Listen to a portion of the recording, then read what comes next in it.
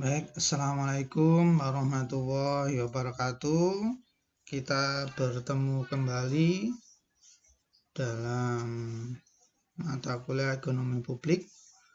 Kita sekarang sudah memasuki sesi ke-9 ya, setelah mengikuti ujian tengah semester.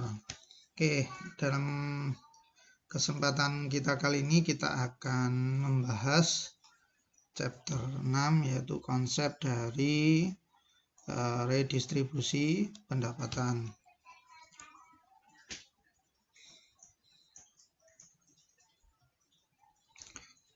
Oke, redistribusi pendapatan. Satu dari peran pemerintah dalam ekonomi ini kan sudah dibahas di dalam chapter yang pertama, itu adalah redistribusi pendapatan. Oke, selanjutnya kita akan membahas apa saja tentang redistribusi pendapatan itu. Untuk memperoleh itu, jadi untuk memperoleh distribusi pendapatan yang merata, maka jalan yang ditempuh adalah pemerintah itu menjalankan pajak dan memberikan subsidi. Ya, seperti itu. Pajak itu diberikan kepada yang kaya, sedangkan subsidi itu diberikan kepada yang miskin.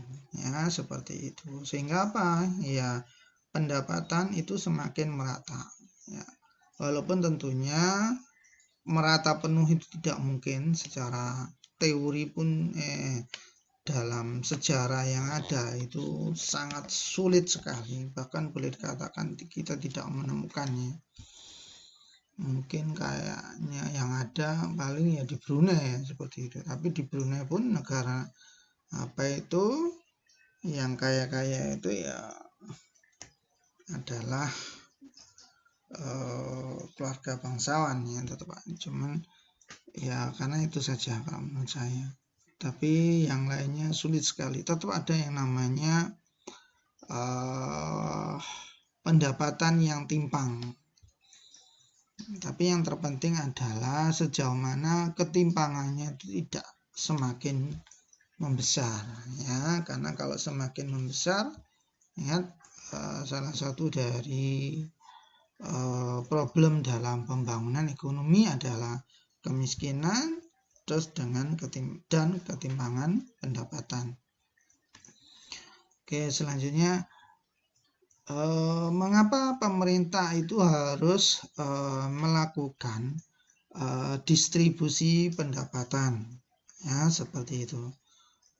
Untuk menjawabnya, maka kita kembali lagi ke chapter 2 ya, bagaimana realokasi konsumsi dari H menuju P ya. Masih ingat ya P ya? P itu adalah titik di mana Adam dan Hawa itu mencapai titik optimal, Pareto efisien, yaitu dengan cara mengexchange, mensaling tukarkan resources yang dimiliki, yaitu daun dan apel yang dimiliki Adam dan daun dan apel yang dimiliki Hawa, seperti itu ya, untuk kesejahteraannya, seperti itu. Oke, dalam melakukan realokasi itu tadi, dengan misalnya Hawa memberikan apelnya yang terlalu banyak dimiliki dan meminta atau mendapatkan jadi apelnya diberikan untuk mendapatkan daun yang lebih banyak, sehingga apa? Keduanya baik Adam atau Hawa itu mendapatkan peningkatan kesejahteraan. Dengan Adam memberikan daun dan mendapat apel, maka otomatis kesejahteraannya meningkat, dan sebaliknya dengan Hawa memberikan apel dan mendapatkan daun, sehingga kesejahteraan si Hawa juga meningkat. Meningkat di situ karena Hawa bisa menutup auratnya semakin lebih banyak, sehingga dianggap asumsinya semakin sejahtera ya, seperti itu. Karena kalau apel terlalu banyak dimiliki ya juga muspro. Sekali lagi dibuka lagi di catatan di chapter 2. Ingat, realitanya P dalam pertukaran itu seringkali tidak bisa dilakukan secara natural. Ya, seperti tadi. Hawa itu menukarkan apel kalau dia tahu betul bahwa apel itu tidak terlalu berguna bagi dia. Atau dia merasa bahwa muspro terlalu banyak memegang apel. Dan sebaliknya, Adam itu memberikan daun juga kalau dia punya pengetahuan bahwa kalau daun dipegang terlalu banyak juga ngapain gitu. Kan orang laki-laki kan auratnya itu lebih sedikit kan, seperti itu ya. Sehingga ngapain juga dipegang banyak-banyak. Yang penting diberikan kepada Hawa. Dan sebaliknya Adam mendapatkan apel. Ya, seperti kalau mereka tahu, maka tentunya antara Adam dan Hawa itu bisa saling menukarkan secara natural. Kenapa? Karena keduanya sama-sama tahu, atau kalau dalam ekonomi mereka itu mempunyai simetri informasi. Ya, seperti itu. Jadi kesamaan informasi antara keduanya. Jadi paham bahwa mereka kedua-duanya itu mempunyai kesadaran bahwa kalau laki-laki itu lebih butuh banyak tenaga, lebih butuh banyak energi. Ya, seperti itu. Sedangkan perempuan lebih banyak membutuhkan media untuk menutupi tubuhnya, kan seperti itu. Oke. Karena tidak bisa berjalan dengan sendirinya pertukaran tersebut, maka diperlukan pihak ketiga. Siapa pihak ketiga itu? Adalah pemerintah dengan melakukan intervensi. Itu tadi, ketika Hawa itu memegang terlalu banyak apel, maka dikasih tahu oleh pemerintah, Hawa, kamu itu tidak memerlukan banyak apel. Atau paling yang kamu butuhkan memakan 2 aja sudah cukup, atau 1 cukup, maka sisa yang lainnya apa? Ya diberikan ke Adam. Tapi kamu mendapatkan kompensasi berupa apa? Berupa daun untuk menutupi dirimu, seperti itu analoginya. Sebaliknya, si Adam itu dikasih tahu juga, ngapain juga kamu megang daun? Wong yang kamu tutupi itu sedikit, mestinya yang megang daunnya jangan banyak-banyak. Yang kamu butuhkan itu adalah apel, karena kamu laki-laki membutuhkan energi yang lebih besar. Jadi logikanya seperti itu. Sehingga apa? Maka pihak ketiga itu harus melakukan intervensi ketika tidak ada pertukaran di antara keduanya atau ketika macet. Padahal masing-masing Adam itu memegang daun lebih banyak, sedangkan Hawa memegang apel lebih banyak. Artinya apa? Kedua-duanya itu mempunyai sumber daya yang berlebihan. Sehingga harus ada yang ngasih tahu. Daripada kamu berlebihan dikasihkan ke pihak yang lain. Sebaliknya, daripada kamu berlebihan dan tidak ada gunanya dikasihkan ke yang lain. Tapi tentunya keduanya nanti akan mendapatkan saling manfaat yang lebih tinggi. Jadi seperti itu. Logika pemerintah itu harus melakukan intervensi. Nah, jangan sampai ya kalau jadi pemerintah itu hanya mementingkan orang-orang pemerintah saja, itu nggak benar. Ya, pemerintah diadakan itu untuk mengelola perekonomian yang ada supaya masyarakat secara umum itu terlayani dan menjadi lebih sejahtera, bukan untuk mensejahterakan birokratnya. Ya, seperti itu. Dan itu sayangnya masih banyak terjadi di Indonesia. Makanya kenapa nggak maju-maju ya. Pikirannya yaitu tadi. Jadi pemerintah itu tidak banyak melayani, tapi inginnya dilayani. Walaupun tentunya setelah reformasi, pola-pola atau paradigma seperti itu sudah banyak terkurangi. Oke, selanjutnya adalah mengukur distribusi pendapatan. Ada banyak cara untuk mengukur distribusi pendapatan. Salah satu caranya adalah indeks Gini. Anda saya yakin sudah tahu ya, indeks Gini adalah indeks yang diperoleh dari kurva Lorenz. Kalau Anda sudah mengikuti ekonomi bangunan tentunya sudah mengetahui Gini indeks ini. Oke. Prinsipnya semakin besar indeks Gini, maka semakin timpang dari distribusi pendapatan. Sebaliknya, semakin kecil nilai indeks Gini, maka semakin merata distribusi pendapatan, di mana nilainya adalah antara 0 sampai 1. 0 itu adalah secara teori merata secara sempurna. Merata secara sempurna itu kalau ada 10 orang, atau kalau ada 1 juta orang, atau 1 juta kepala rumah tangga, katakanlah seperti itu, maka orang per orang itu mempunyai pendapatan yang sama. Itu namanya merata sempurna. Apakah ada seperti itu di dunia? Kayaknya kok nggak ada. Sedikit banyak akan ada perbedaan. Ya, seperti itu. Cara yang lain adalah untuk melihat distribusi pendapatan itu adalah untuk melihat seberapa banyak masyarakat yang hidup di bawah poverty line. Ya, seperti itu. Oke. Oke, ini adalah contoh penghitungan indeks Gini. Ini memang saya berikan contoh di Amerika ini ya. Seperti itu. Ini adalah contoh penghitungan indeks Gini. Data berikut adalah data dari Amerika. Ini menggambarkan proporsi jumlah penduduk berdasarkan tingkat pendapatan. Ya, kalau Anda lihat di sini, yang di sumbu mendatar itu persentase rumah tangga.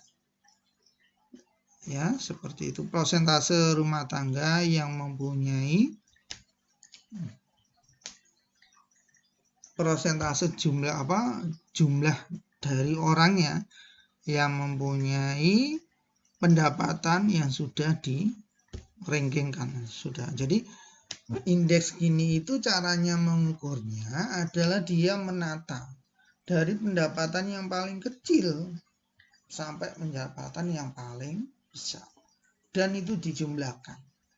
Lah porsinya dari yang kecil sampai yang paling tinggi pendapatannya itu akan berada di sumbu mendatar. Oke, itu orangnya. Sedangkan yang ke atas itu total pendapatannya. Ya, seperti itu. Sama, ini dalam juga prosentase. Ya, seperti itu. Oke.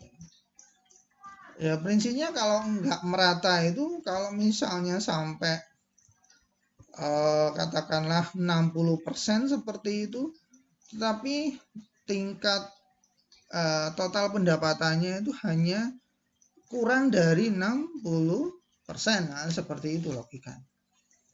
Itu tidak merata. Kalau 60% mendapatkan 60% itu artinya merata.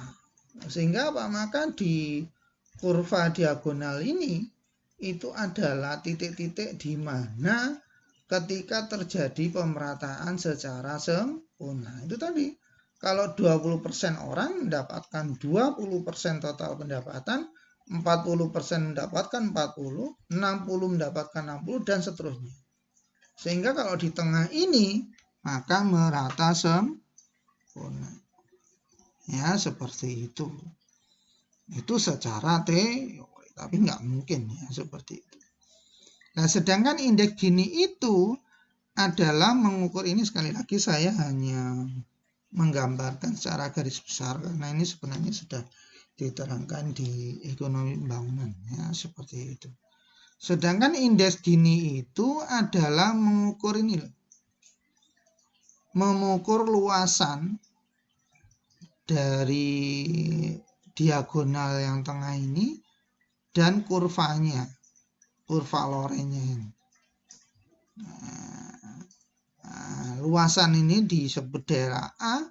Ini kalau dibagi dengan segitiga atau dibagi dengan A plus B, ketika semakin besar maka semakin timpang. Kalau semakin kecil maka semakin merata. Kalau semakin kecil kan logikanya maka seperti ini.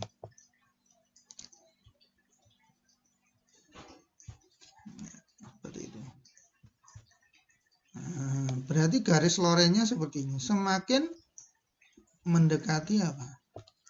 Semakin mendekati diagonalnya. Ya, seperti itu. Maka bagaimana? Maka ya ketimpangan pendapatannya semakin kecil. Ya, seperti itu.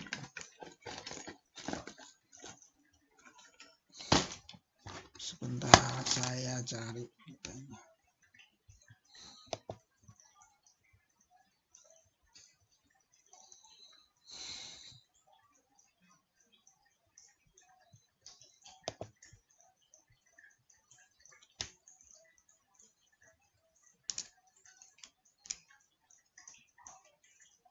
Kalau misalnya kurva lorentnya ini berwarna merah, ya seperti itu dan seperti ini. Nah, ingat lengkungannya itu semakin mendekati diagonal. Artinya apa? Maka daerah yang diarsir ini itu semakin kecilan seperti itu. Nah, daerah yang diarsir ini semakin kecil dibandingkan daerah segitiga, ya seperti itu. Sehingga apa? Maka akan didapatkan distribusi pendapatan dalam bentuk indeks gini itu semakin kecil. Artinya apa? Maka logikanya maka dapat diartikan semakin merata. Kalau di sini di gambar ini Gini indeks di Amerika dalam gambar ini adalah 0,45. Ya, seperti itu. Amerika dengan Indonesia kira-kira lebih merata mana saat ini atau 3 tahun terakhir? Kira-kira lebih merata mana? Ya, seperti itu. Merata Amerika? Ya. Ya, nanti coba dicek. Coba dicek di data.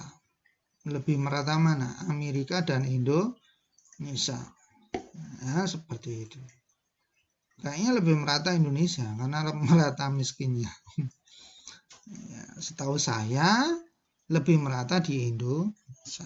Kalau Amerika itu yang kaya banget, yang miskin ya miskin, tapi miskin yang orang Amerika ya tidak semiskin orang di Indonesia.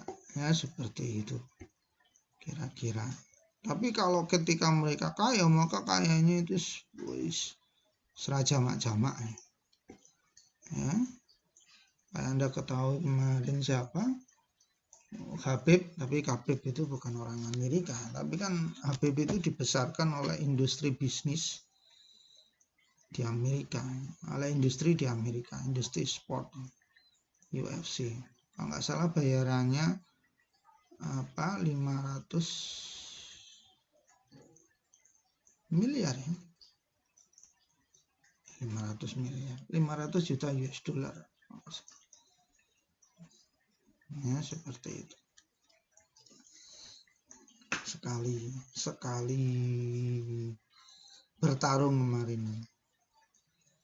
Oke, silakan nanti dicek. Oke, atau itu yang kaya juga petinju siapa? Floyd Mayweather Junior. Ya, seperti itu. Oke. Selanjutnya adalah pandangan dari redistribusi pendapatan, atau boleh dikatakan cara lah dari melakukan redistribusi pendapatan.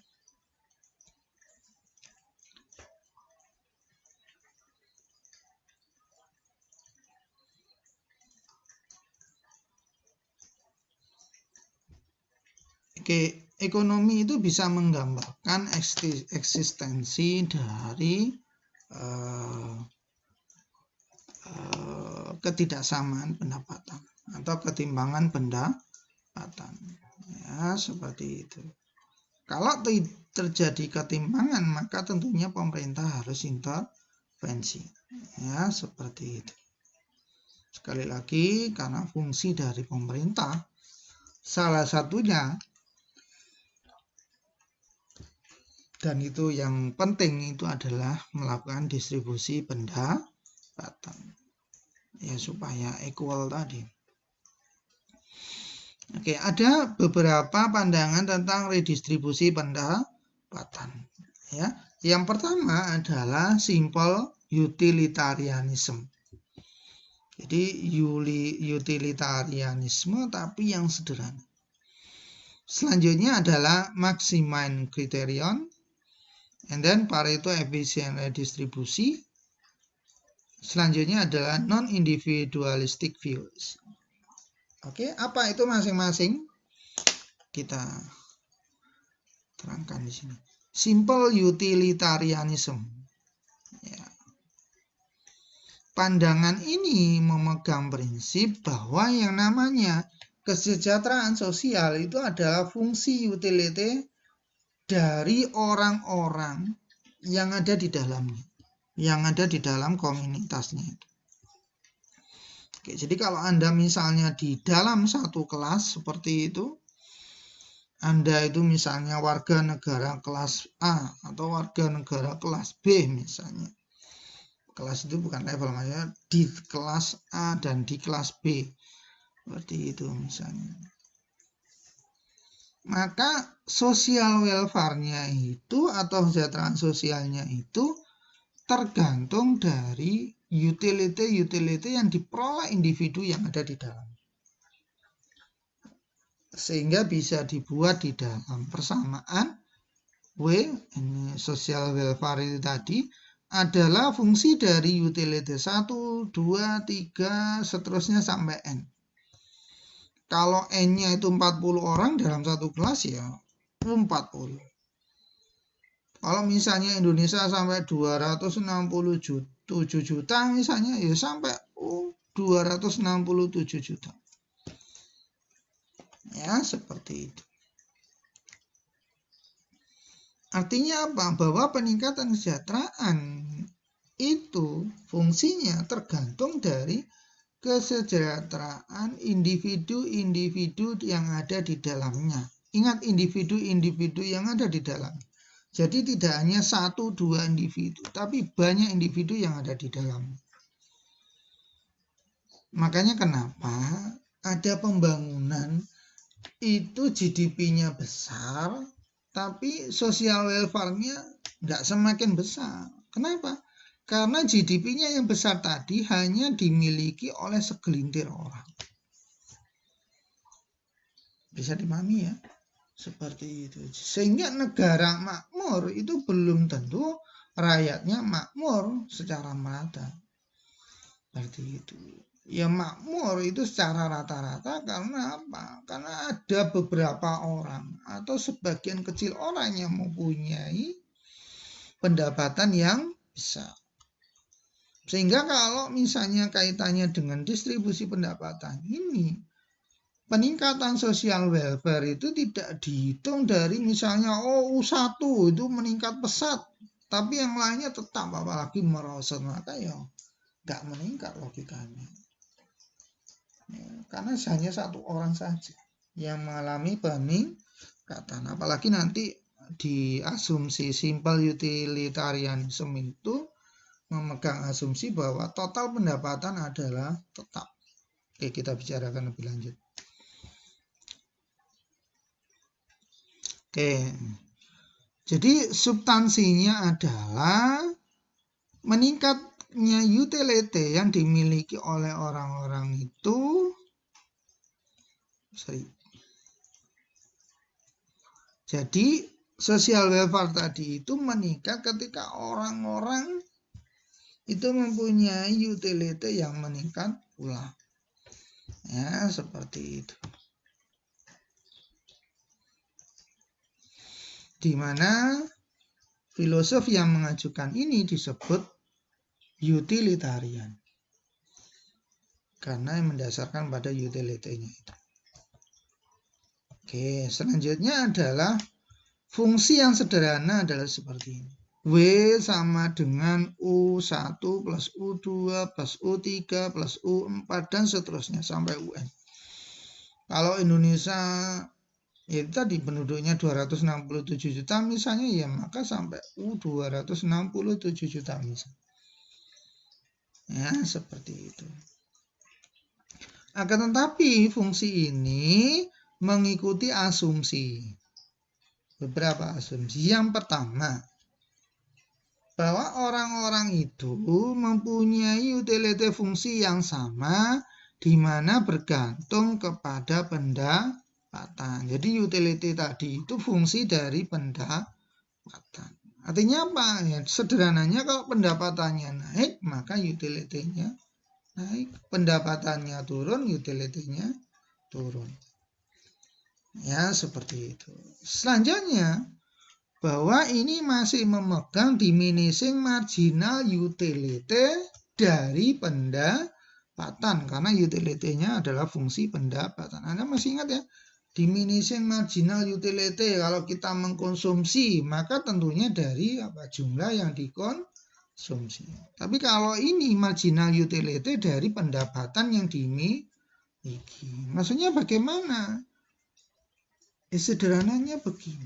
Kalau misalnya Anda belum punya apa-apa, misalnya apalagi mahasiswa nggak punya apa-apa, terus tiba-tiba punya tabungan 10 juta, seperti itu, mendapatkan hadiah karena apa, kemarin berprestasi, maka saya yakin Anda betapa senangnya.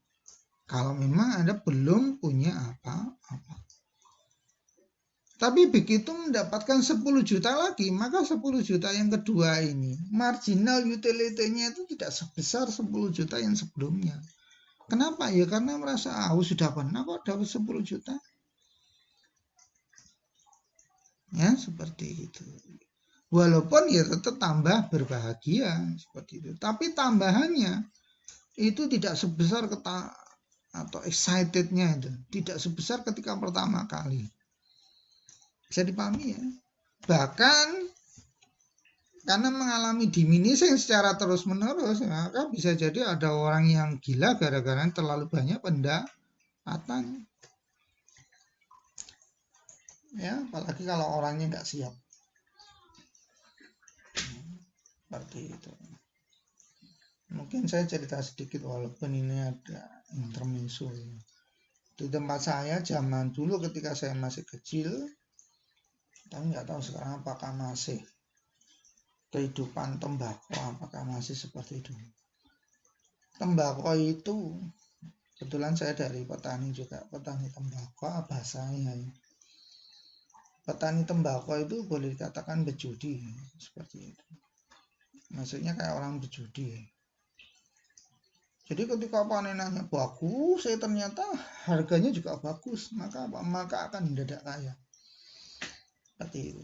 Dan orang ketika mendadak kaya dengan kayanya sangat berlebihan itu, bisa jadi dia nggak mampu menahan kekayaan. Jadi pikiran, saking sugih, atau nggak bisa mengontrol diri. Atau sebaliknya, karena banyak mengalami kerugian. Salah panenane elek, regone elek, atau sebaliknya panenane bagus tapi regone anjlok, padha wae. Sehingga nggak bisa nutup biayanya, padahal biayanya besar. Ya, seperti itu. Oke, jadi kira-kira seperti itu. Jadi masih memegang, bukan masih ya, mempunyai prinsip diminishing marginal utility dari pendapatan. Itu tadi logikanya. Makanya Anda bisa melihat kehidupan orang-orang aneh di dunia ketika sudah mempunyai uang yang berlebih, sehingga apa yang dilakukan ya melebihi nalar. Contoh sederhana, misalnya wisata ke luar angkasa. Padahal untuk berwisata itu membutuhkan sekian miliar sekali jalan. Tapi ya gimana lagi, mereka punya uang yang sangat berlebih.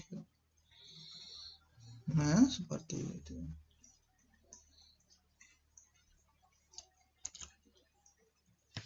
Yang selanjutnya lah nih, total income-nya itu adalah fix. Kalau total income-nya itu adalah fix, maka tentunya secara total itu pendapatannya itu ya tetap. Sehingga apa? Kalau ada pendapatannya suatu person itu meningkat, maka konsekuensinya apa? Pendapatan yang lainnya menurun. Ya, seperti itu. Kenapa? Karena mengalami keseimbangan di antara yang lainnya. Ya, seperti itu. Jadi ini naik, yang lainnya naik, seperti itu.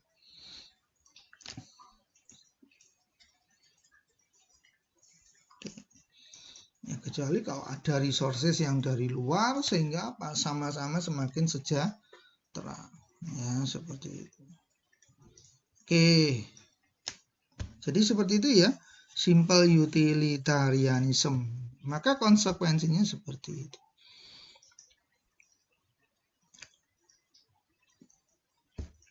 Oke. Yang selanjutnya adalah maximize criterion.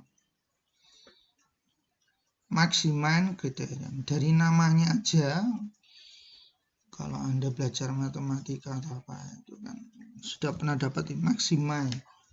Jadi memaksimumkan yang minimum. Minimum apa? Minimum kriterianya. Oke. Jadi esensi dari pandangan ini terhadap welfare, bahwa welfare itu akan meningkat karena kalau utility orang yang rendah itu tadi, orang-orang miskin itu, maka mengalami peningkatan.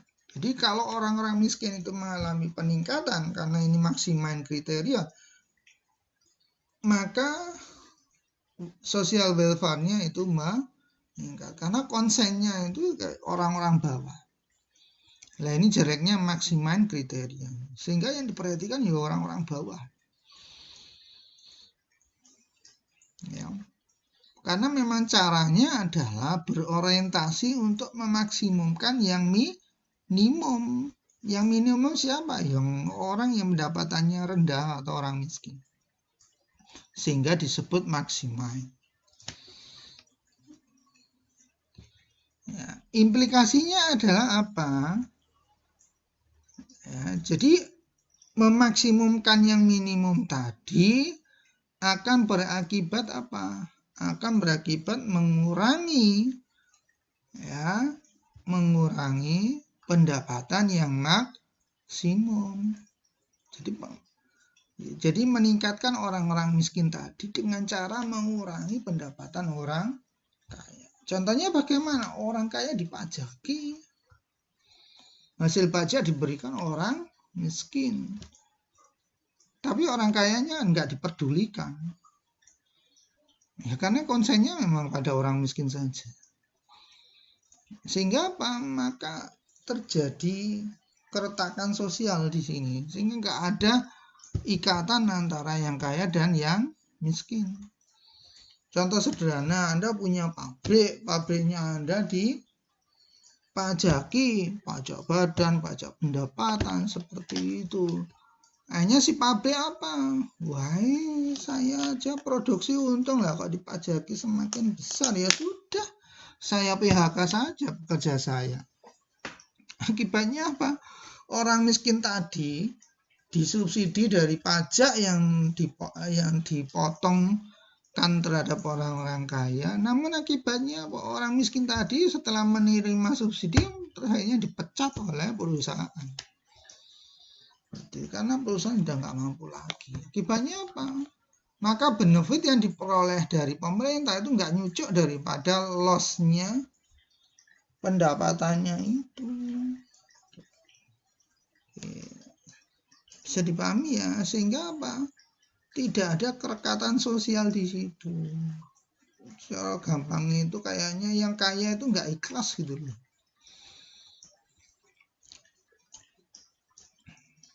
Ya. Dan yang miskin itu diegokan dalam kriterianya. Karena konsennya pemerintah hanya pada yang miskin atau yang rendah. Jadi implikasinya apa dari skema ini? Masih menyebabkan disparity di antara yang kaya dan miskin. Dan jeleknya itu tadi, fragile hubungan dari yang kaya dan miskin itu. Tidak ada sambungan sosial di situ.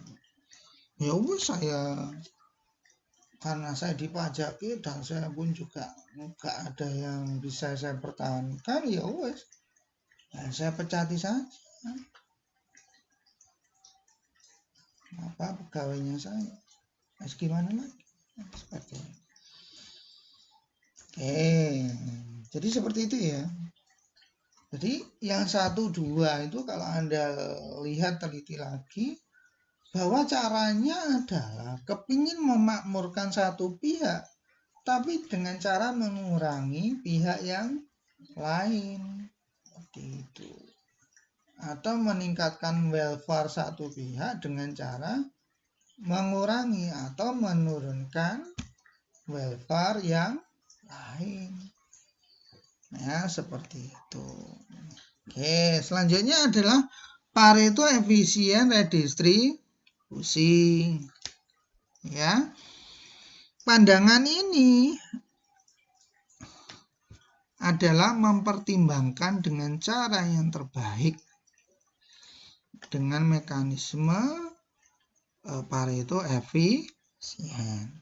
Ya, kita sudah mendapatkan ya gambarannya Pareto efisien mekanisme itu seperti apa sih di chapter 2 kemarin. Intinya apa? Pareto efisien mekanisme itu meningkatkan kesejahteraan dari satu pihak tanpa mengurangi pihak yang lain. Bahkan kalau bisa ya sama-sama meningkat. Karena terjadi Pareto improvement itu. Masih ingat di chapter 2? Jadi kalau misalnya Adam dikasih atau Adam mendapatkan apel lebih banyak, ya seperti itu.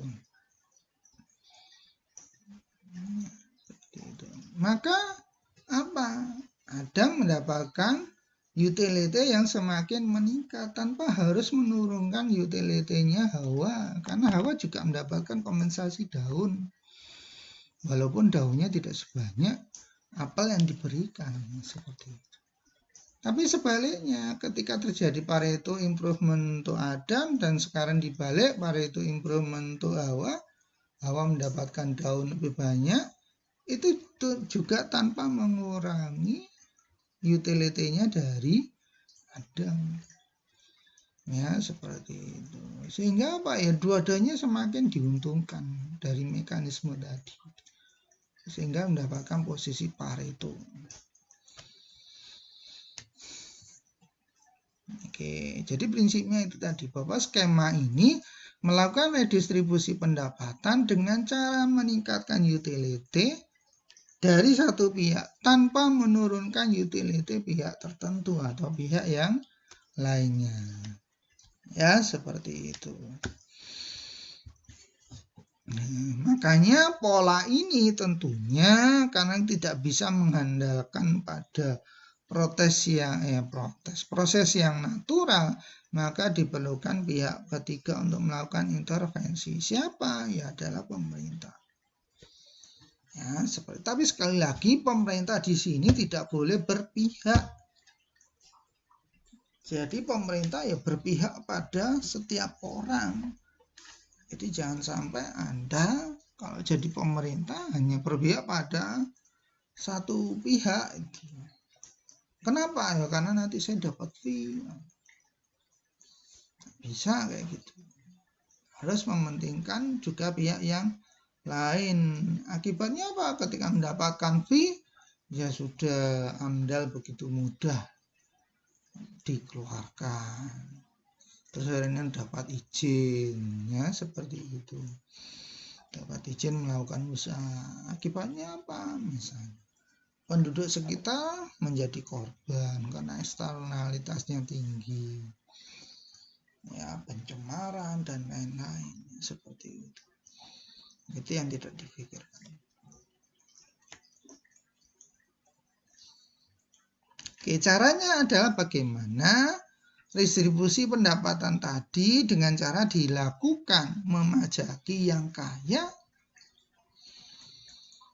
dan diberikannya kepada yang miskin. Tapi ingat, yang kaya itu sebagai kebalikannya atau kompensasi, pemerintah menyediakan public good ya sebagai kompensasi yang setimpal pada orang kaya. Jadi ya udahlah, nggak apa-apa, saya dipajaki asalkan apa, listrik tetap hidup, jangan sampai listrik mati mendadak, sering mati mendadak sehingga bikin rusak mesin-mesin saya. Ya sudah, saya dipajaki nggak apa-apa, yang penting jalanan jadi halus sehingga perjalanan logistik dari perusahaan saya semakin lancar, kan seperti itu.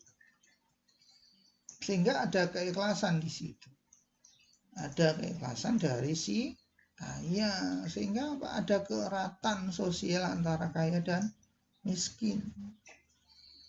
Ya seperti itu. Kenapa si miskin melindungi si kaya juga merasa itu kewajiban saya, ya, responsibility saya untuk menaungi yang kecil. Toh saya nanti juga dapat kompensasi dari pemerintah, apa ya, public goods.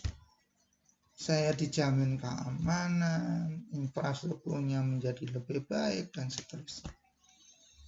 Oke, jadi itulah Pareto efisien mekanisme. Yang terakhir ini adalah non-individualistic views. Oke, pandangan-pandangan sebelumnya secara esensi itu bergantung pada utility atau utilitarian view. Walaupun tentunya mempunyai implikasi yang berbeda. Ya, yang jelas yang pertama dan kedua tadi sampai maksimal kriterian itu tidak terjadi kondisi yang optimal. Kenapa? Karena si kaya dan si miskin itu tidak ada keratan. Dan ini tadi meningkatkan utility atau kesejahteraan satu pihak tapi mengurangi utility pihak yang lain. Ya seperti itu. Tapi kalau Pareto efisien tadi tidak. Oke.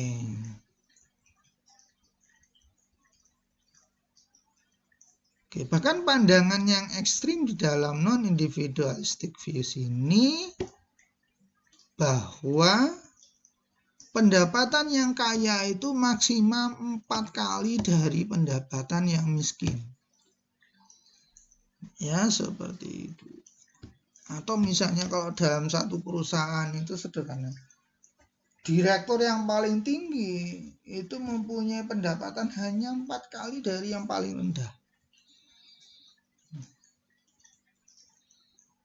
Ya seperti itu bahkan ekstrim, padahal itu pun yang namanya ekstrim itu sulit ya dicari, ya didapatkan itu. Ya, nama direktur dengan pegawai yang paling rendah bisa lebih dari itu, sangat bisa. Ya seperti itu.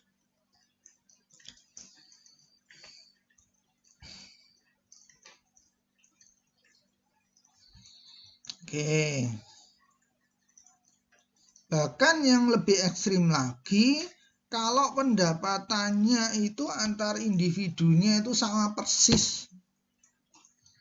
Wah, ini kan sangat ekstrim. Komunis kan seperti itu. Ya. Kalau bisa sama rata sama rasa. Jadi enggak peduli sing pinter bodoh, sing kerja keras atau enggak, maka ya padha wae gajine. Ini biasanya masih banyak terjadi di pemerintahan seperti ini. Ya, atau organisasi pemerintah itu masih banyak pegawai yang malas bekerja, tapi ya karena sudah jabatannya di situ ya tetap pendapatannya lebih banyak, padahal tidak sesuai dari pekerjaannya. Paling dimutasi apa dua ya. Dan kayaknya tidak ada mekanisme untuk menurunkan jabatan. Beda kalau di swasta. Swasta Anda nggak kompeten, kinerjanya jelek, ya sudah diturunkan. Kalau perlu dipecat.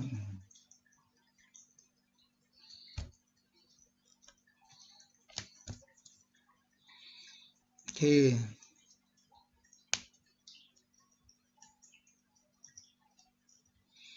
Lebih jauh, bahkan ada pandangan bahwa individu itu harus mengkonsumsi dengan jumlah komoditas yang sama. Ini disebut komoditi egalitarianisme. Coba bayangkan, ini tambah ekstrim lagi. Tadi pendapatan, ini barang yang sama. Jadi kalau misalnya orang Indonesia itu pakai aturan ini, maka saya yang gemuk ya repot.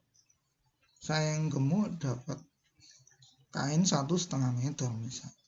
Yang lainnya kurus-kurus dapat 1,5 meter. Sedangkan saya kekurangan, tapi yang lainnya itu kelebihan, jadi muspro.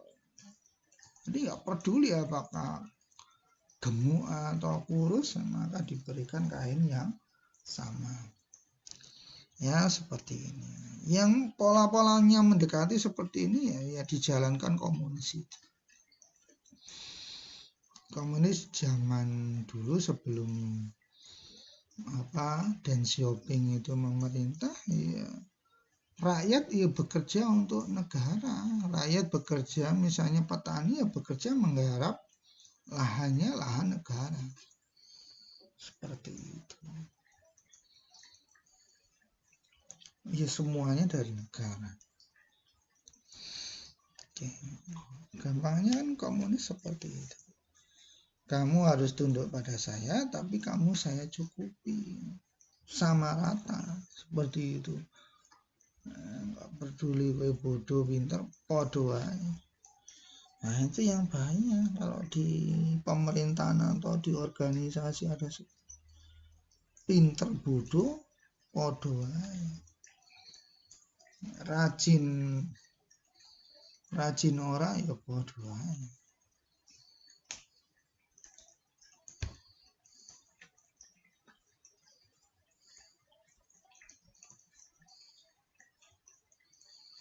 Oke.